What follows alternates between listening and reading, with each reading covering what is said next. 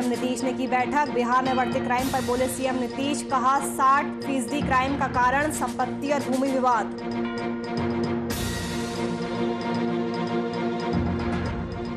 नीति आयोग की रिपोर्ट जारी, निचले स्तर से दूसरे पायदान पर झारखंड। बीजेपी ने दी अच्छा काम करने की सलाह।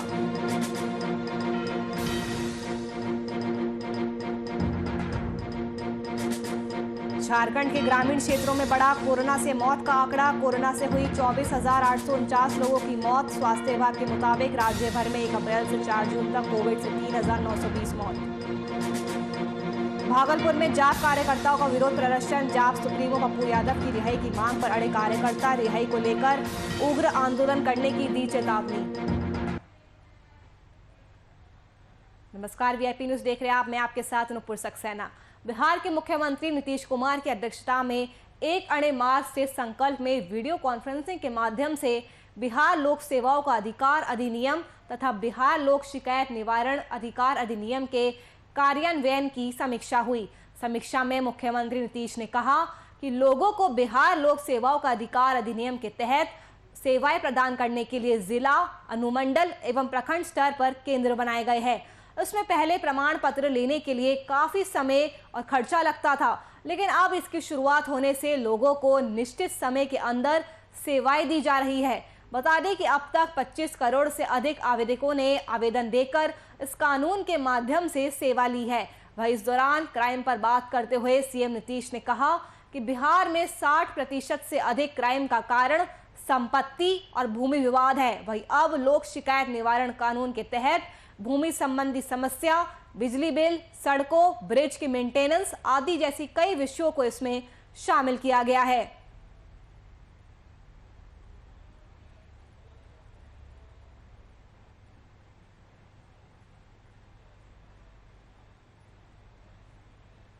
इसी खबर पर ज्यादा जानकारी के साथ हमारे वरिष्ठ संवाददाता शशांक दुबे हमारे साथ जुड़ चुके हैं। शशांक, बिहार में जैसे सीएम नीतीश कुमार ने कहा है कि सभी विभागों के जो लोक सेवाएं हैं उन्हें एक प्लेटफॉर्म पर लाने की जरूरत है, तो क्या लगता है इससे कहीं ना कहीं जनता को काफी सुविधा होगी? देखिए नुपुर, बिहार में 2006 से लोक शिकायत निवारण कानून बना हुआ है। जून 2006 में नीतीश कुमार ने इसको इंट्रोड्यूस किया था। उससे पहले नीतीश कुमार पब्लिक से, जनता से शिकायतें सुनते थे और अपने एक अन्य मार्ग में जनता के दरबार में मुख्यमंत्री कार्यक्रम चलाते थे, जिसमें पूरे प्रदेश से लोग आते थे, मुख्यमंत्री को ज्ञापन सौंपते थे। प्रत्येक सोमवार को हुआ करता था हर सप्ताह, और नीतीश कुमार को ज्ञापन सौंपते थे और नीतीश कुमार संबंधित जिलों के अधिकारियों को उसके निवारण के लिए आदेश देते थे। तो मुख्यमंत्री आवास में एक कार्यालय बनाया गया था इसके लिए। फिर बाद में महसूस होने लगा कि पूरे बिहार से ज्यादा संख्या में लोग आने लगे और बहुत बड़ी संख्या में लोगों की शिकायतें हुआ करती थी इस सिस्टम से, सरकारी तंत्र से, प्रशासनिक तंत्र से। और कहीं न कहीं लोगों को जब न्याय नहीं मिलता था तो मुख्यमंत्री की जनता दरबार की तरफ भागते थे।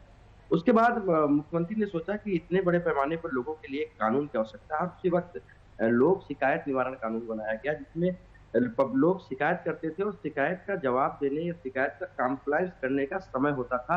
अलग-अलग कैटेगरीज बनाई गई थी। जमीन संबंधी शिकायत, अगर म्यूटेशन संबंधी शिकायत है तो कितने दिन में दूर किया जाएगा। और कोई शिकायतें हैं, लोगों को सड़क बनाने की शिकायत है, किसी की और समस्या है, तो तमाम के लिए एक टाइम फ्रेमवर्क किया गया। और अगर उस समय सीमा के अंदर काम नहीं होता तो उसके ऊपर अपील के लिए प्राधिकार बनाया गया। ये लोक शिकायत निवारण कानून की बात है। दूसरा सबसे महत्वपूर्ण बिहार में जो पहले से लागू है, राइट टू सर्विस एक्ट, यानी सेवाओं, लोक सेवाओं का अधिकार। देखिए, पहले तमाम कार्यालयों में हर चीज के लिए कोई समय सीमा फिक्स नहीं थी, तो लोगों को काफी बिचौलियों का सामना करना पड़ता था, दलालों से काम कराना पड़ता था। और सबसे महत्वपूर्ण है कि सरकारी कर्मियों पर कोई अंकुश नहीं था। अगर मान लीजिए आपने जाति प्रमाण पत्र के लिए, फर्ज कीजिए कि आपने जाति प्रमाण पत्र के लिए आवेदन दिया है, तो वहाँ के बाबू पर निर्भर है वो कितने दिन में बना के देता। कोई बाबू 2 दिन में भी बना के दे देता था और कभी प्रक्रियाएं इतनी लंबी कर देते थे या बात ही नहीं कोई सुनता था, मिलता नहीं था, तो वो 2-2, 3-3 महीने लोग दौड़ते रहते थे। तो लोग काफ़ी परेशान होते थे। छोटी से छोटी, यानी एक जाति प्रमाण पत्र बनवाने के लिए, एक आवासीय प्रमाण पत्र बनवाने के लिए, जन्म और मृत्यु प्रमाण पत्र बनवाने के लिए, ये छोटी बातें हैं। उसके अलावा ब्लॉक में एक अंचल के अंदर अगर चले जाएँ तो ज़मीन का म्यूटेशन कराने के लिए दाखिल-खारिज का आवेदन दे दिया है और दाखिल-खारिज सीओ साहब कर ही नहीं रहे, लंबा समय लगता था।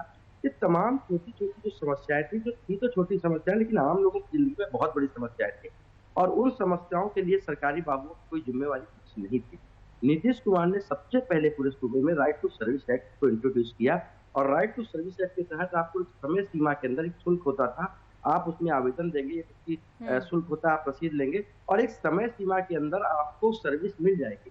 यानी अगर आपको जन्म प्रमाण पत्र के लिए आवेदन आपने दिया है, तो एक समय है कि आपको 15 दिन के अंदर जन्म प्रमाण पत्र देना है विभाग को और अगर नहीं देता है तो बाकायदा पूरे क्लॉजेज लगाने होंगे कि किन कारणों से मैं ये आवेदन स्वीकार नहीं कर पा रहा हूँ या किन कारणों से इनको जाति या जन्म प्रमाण पत्र नहीं दिया जा सकता है।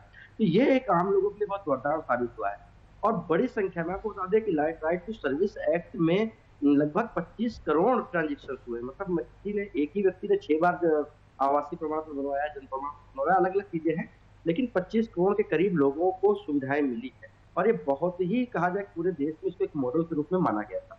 लेकिन दूसरा सबसे महत्वपूर्ण है लोक शिकायत निवारण कानून।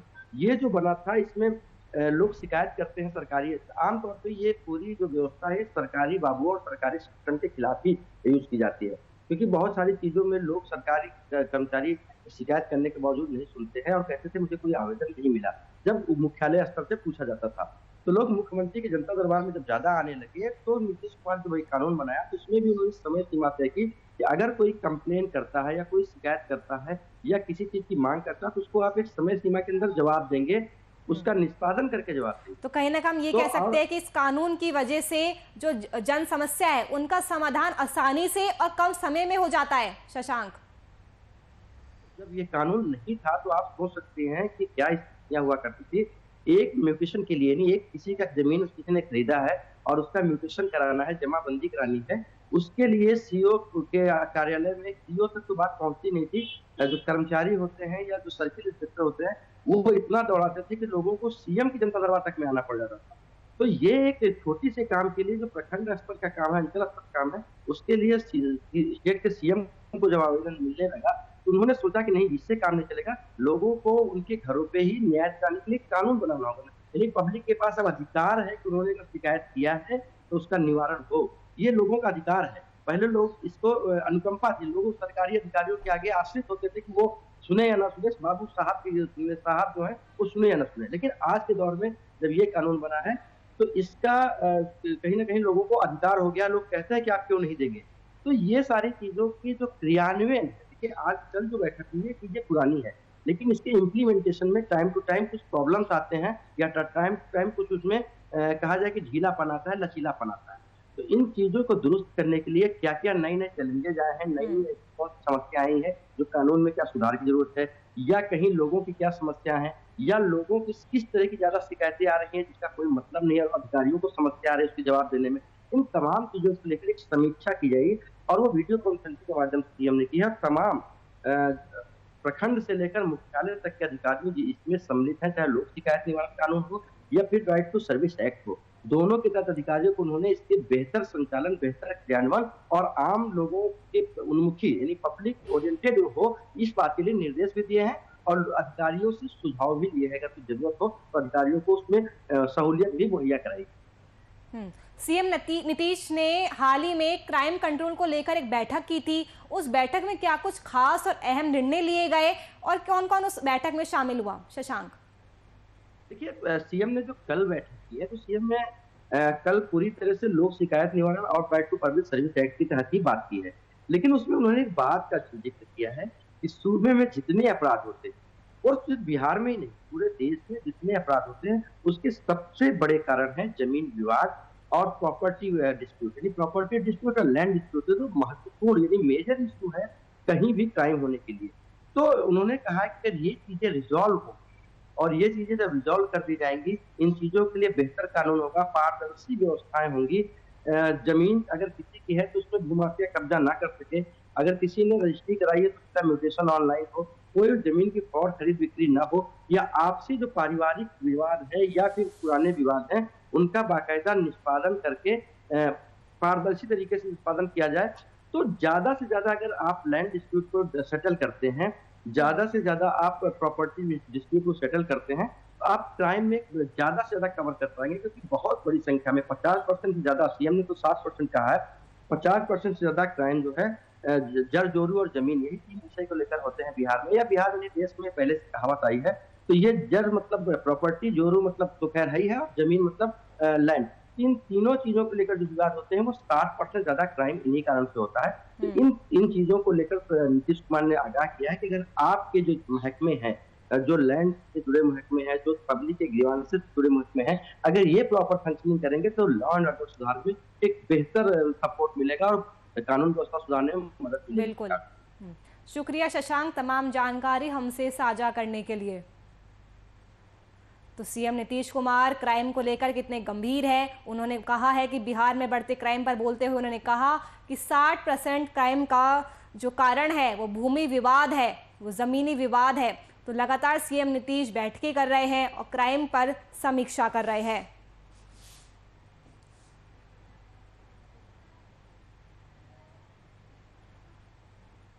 नीति आयोग के सस्टेनेबल डेवलपमेंट गोल्स इंडेक्स 2020 से 21 में झारखंड राज्य अन्य राज्यों के मुकाबले निचले स्तर से दूसरे पायदान पर है। इसी मुद्दे को लेकर विपक्षी पार्टी वर्तमान सरकार पर हावी दिखाई दे रही है। बीजेपी का कहना है कि इसे सरकार अब चैलेंज के रूप में लेकर काम करे। वही मामले में सत्ताधारी दल कांग्रेस ने ये कहकर अपना पल्ला झाड़ लिया है कि क्या रिपोर्ट आई है उन्हें ये नहीं पता, लेकिन हेमंत सरकार ने अच्छा काम किया है। तो नीति आयोग की रिपोर्ट जारी हो गई है जिसमें झारखंड का बहुत ही खराब प्रदर्शन रहा है। तो वही बीजेपी ने अच्छे काम करने की सलाह दी है। तो वही मामले में कांग्रेस ने अपना पल्ला झाड़ दिया है और कह दिया कि हमें इस रिपोर्ट के बारे में तो नहीं पता है, लेकिन हेमंत सरकार ने अच्छा काम किया है। तो नीति आयोग की रिपोर्ट जारी हुई है जिसमें झारखंड नीचे से दूसरे पायदान पर है। झारखंड का बहुत ही खराब प्रदर्शन रहा है। देखिए, नीति आयोग ये संस्था सेंट्रल की है और उनका क्या रिपोर्ट आया है नहीं आया है आई डोंट नो, मुझे इनकी जानकारी नहीं है।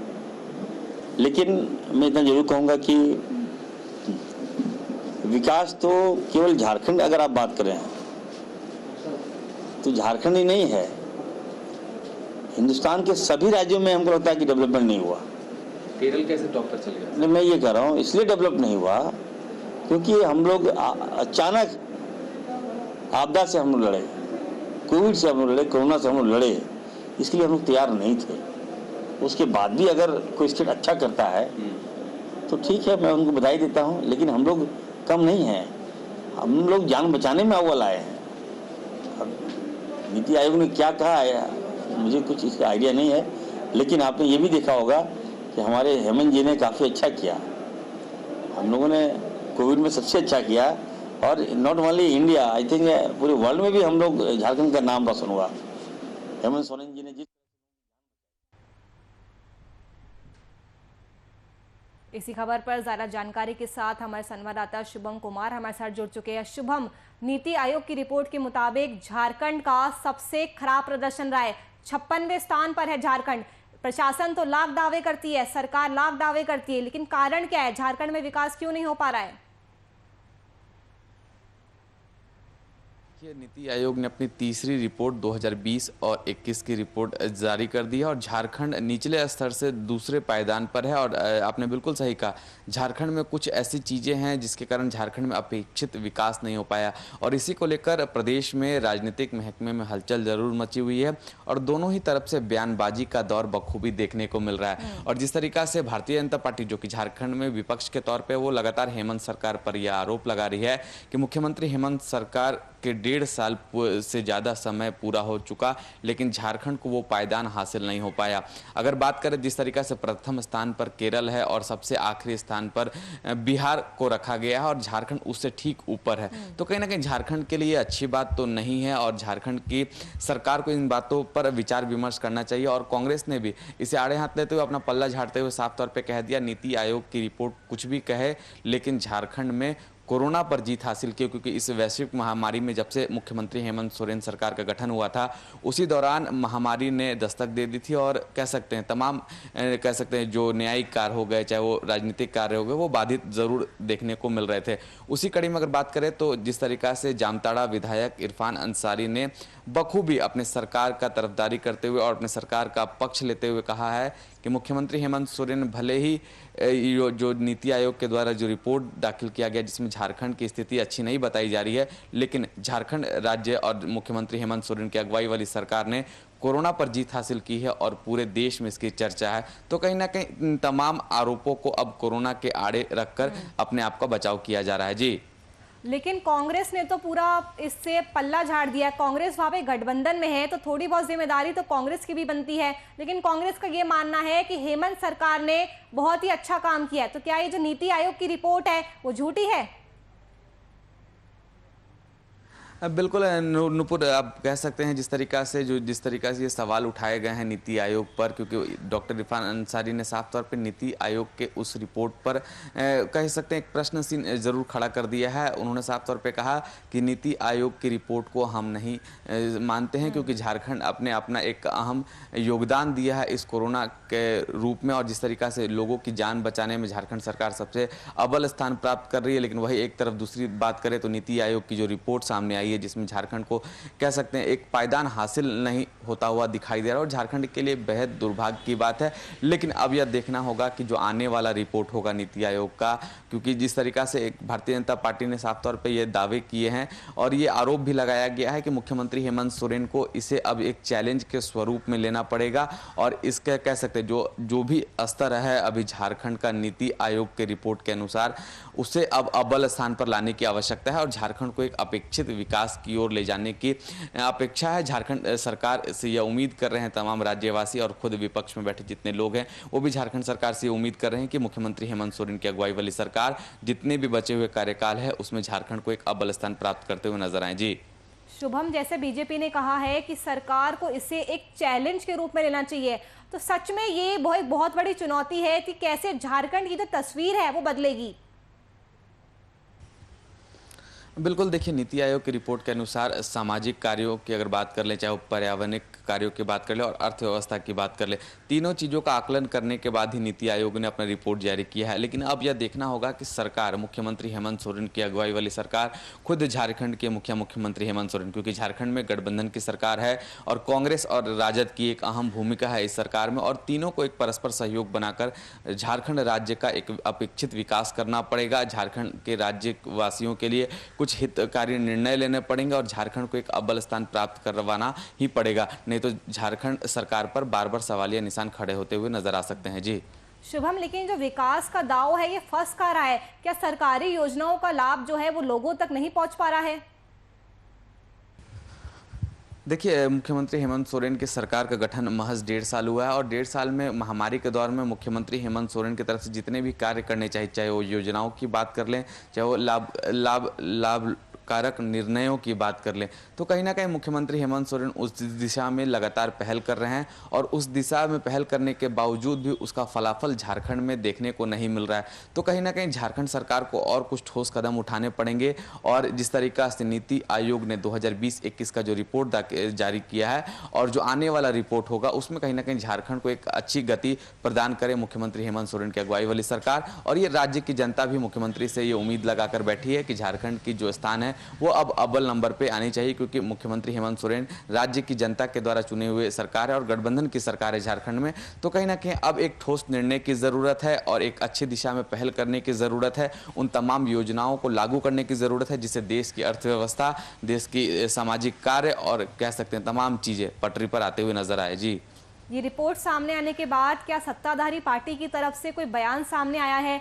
क्या अब वो इससे सीख लेकर आगे और अच्छा काम करेंगे ताकि झारखंड की अगली बार जो नीति आयोग में जो पायदान आएगा वो अच्छा आएगा?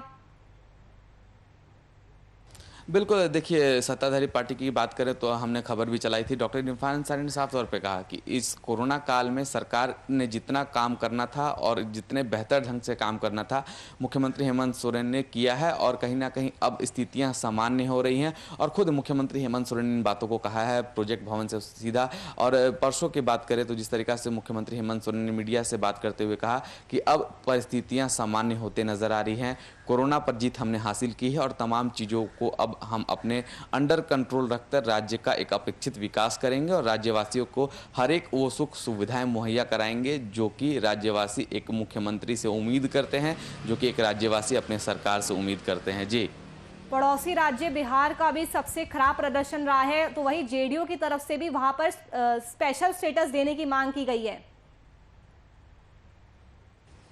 बिल्कुल, देखिए बिहार का सबसे निचला पायदान मिलना तो कहीं न कहीं बिहार के सरकार पर सवालिया निशान तो ज़रूर खड़ा हो रहा है। लेकिन अब यह देखना होगा कि अगर झारखंड के परिप्रेक्ष्य में बात करें तो झारखंड सरकार, मुख्यमंत्री हेमंत सोरेन वाली सरकार अब क्या निर्णय लेते हुए नज़र आती है कि जो इनका पायदान जो निचले से दूसरे स्तर पे था, वो पहले स्तर तक कैसे जाए? कैसे वो केरल के तर्ज पर काम करे कि जो केरल आज पहले पायदान पर नीति आयोग की रिपोर्ट के अनुसार है, उस जगह पर झारखंड अपना वर्चस्व लहराता हुआ नज़र आए। जी।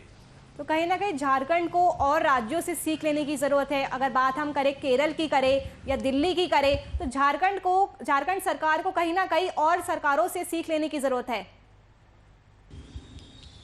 बिल्कुल नूपुर, देखिए सबसे बड़ी बात है क्योंकि जिस तरीके से झारखंड शुरू से एक आदिवासी बहुल क्षेत्र होने के कारण झारखंड में उतना अपेक्षित विकास नजर नहीं आया। चाहे वो वर्तमान की सरकार की बात कर ले, चाहे वो पूर्व की सरकार रघुवर दास की सरकार की बात कर लें, तमाम सरकारें आई, सरकारें गईं, लेकिन जो सिलसिला है, जो कारवा है, वो देखने को बखूबी मिला। और जिस तरीके से जो राज्य का अपेक्षित विकास होना चाहिए, तो कहीं ना कहीं एक अटकल जरूर सामने आ रही है और वो अटकल पर राज्य की विकास रुकी हुई है। शायद इसी वजह से नीति आयोग की रिपोर्ट के अनुसार झारखंड को वो पायदान हासिल नहीं हो पाया जिसके झारखंड हकदार थी। लेकिन अब परिस्थितियां थोड़ी सामान्य है, सरकार उस दिशा में लगातार पहल कर रही है। उस पहल का नतीजा अब देखना होगा क्या सामने आता है, क्योंकि जिस तरीका से तमाम पदाधिकारियों को दिशा निर्देश भी दिए जा चुके हैं कि झारखंड में हितकारी योजनाओं को, हितकारी कार्यों को अब किया जाए, क्योंकि जिससे राज्य की जनता ने जब मुख्यमंत्री हेमंत सोरेन को अपना दायित्व निर्वहन करवाने के लिए सौंपा था और जिस तरीका से झारखंड का कार्यभार मुख्यमंत्री को सौंपा गया था, तो ये राज्य की जनता भी मुख्यमंत्री हेमंत सोरेन से लगातार यह उम्मीद कर रही है कि झारखंड राज्य का एक अपेक्षित विकास हो और झारखंड में उन तमाम चीज़ों की जो कमियां हैं वो दूर की जाएं। चाहे वो महिलाओं की सुरक्षा की बात कर लें, चाहे वो अर्थव्यवस्था की बात कर लें, चाहे वो रोजगार की बात कर लें, चाहे वो पलायन की बात कर लें, कैसे इन चीज़ों पर अंकुश लगाया जा सके, उस पर सरकार को पहल करनी और उस पर सरकार को कहीं ना कहीं एक कड़े कदम उठाने की ज़रूरत है। जी। नीति आयोग की रिपोर्ट सामने आने के बाद हम ये कह सकते हैं कि राजनीति तो जमकर हुई, तो कहीं ना कहीं विपक्ष को भी एक मुद्दा मिल गया है सरकार को घेरने के लिए। बिल्कुल कह सकते हैं नूपुर, विपक्ष को एक बड़ा मुद्दा मिला है और विपक्ष लगातार शुरू से ही राज्य सरकार पर हावी होते हुए नजर आ रही है। और विपक्ष का एक काम होता है कि सरकार के उन तमाम विफलताओं को गिनाना, तो भारतीय जनता पार्टी यह काम बखूबी कर रही है। उन तमाम विफलताओं को गिनवाकर मुख्यमंत्री हेमंत सोरेन के सामने रखा जा रहा है और कह सकते हैं एक सुझाव के स्वरूप में भारतीय जनता पार्टी की तरफ से यह दिया जा रहा है कि जहां पर जो काम नहीं हो पाया है उस काम को उचित समय पर और उचित कार्यों के लिए किया जाए, तभी राज्य का विकास होगा, तभी राज्य की जनता खुश नजर आएगी, तभी राज्य में एक शांतिपूर्ण माहौल देखने को मिल सकता है। जी। क्या सरकार इस रिपोर्ट को अब संज्ञान में लेकर सुधार करने की पहल करेगी शुभम? बिल्कुल, देखिए सरकार पर भी ऊपर असर जरूर पड़ा होगा, क्योंकि सबसे बड़ी बात है जब नीति आयोग की ये रिपोर्ट सामने आई तो कह सकते हैं झारखंड राज्य सरकार अगर बात करें तो उन तमाम महकमों में हलचल तो जरूर मची होगी। आखिर क्या वजह है कि झारखंड को वो अपेक्षित पायदान क्यों हासिल नहीं हो पाया और क्या गलतियां रहीं जिसके कारण झारखंड को निचले स्तर का पायदान मिला। तो कहीं ना कहीं उन तमाम चीज़ों पर सरकार जरूर नज़र बनाएगी और उन जो सरकार के द्वारा जो गलतियां हुई हैं, चाहे वो आने वाले समय में कैसे उस गलतियों को रोका जाए जिससे झारखंड एक विकास स्वरूप देखने को मिल सके और एक बेहतर कार्य प्रणाली पर सरकार चल पड़े, उन तमाम पहलुओं पर सरकार बखूबी नजर बनाते हुए नजर आएगी। क्योंकि झारखंड में गठबंधन की सरकार है और तमाम मंत्री परिषद की बैठक के बाद, तमाम चीजों के बाद कहीं ना कहीं इस पर एक ठोस निर्णय लिया जा सकता है। जी। झारखंड में ज्यादातर आदिवासी इलाके हैं शुभम, तो क्या आदिवासी इलाकों में विकास नहीं हो पा रहा है? देखिए शुरू से ही झारखंड में 47% से ज़्यादा आदिवासी बहुल क्षेत्र होने के कारण झारखंड में उतना विकास तो देखने को नहीं मिला। लेकिन अब एक ज़रूरत है कि झारखंड को एक नई दिशा की और नई पहल की शुरुआत करनी होगी और झारखंड में जितने भी पिछड़े वर्ग हैं, चाहे वो आदिवासियों की बात कर लें, चाहे वो पहाड़ियों की बात कर लें, तमाम लोगों को अब आगे आना पड़ेगा। सरकार के साथ परस्पर सहयोग बनाकर राज्य का एक अपेक्षित विकास करना होगा और झारखंड में रोजगार के सृजन को बढ़ाना पड़ेगा, पलायन जैसी स्थिति को रोकना पड़ेगा और झारखंड में औद्योगिक क्षेत्रों को बढ़ावा देने से कहीं ना कहीं झारखंड की स्थितियां पहले से बेहतर हो सकती हैं और झारखंड एक अव्वल स्थान पर जाता हुआ भी नजर आ सकता है। जी बिल्कुल शुभम, शुक्रिया आपका तमाम जानकारी हमसे साझा करने के लिए। तो नीति आयोग की रिपोर्ट में झारखंड का बहुत ही खराब प्रदर्शन रहा है, तो वही विपक्ष को भी एक मुद्दा मिल गया है सरकार को घेरने के लिए। बीजेपी ने अच्छे काम करने की सलाह दी है, तो वही इस मामले में कांग्रेस ने पल्ला झाड़ दिया है। चलिए फिलहाल के लिए इस बुलेटिन में इतना ही। देश और दुनिया की तमाम खबरों के लिए आप देखते रहिए VIP न्यूज़। नमस्कार।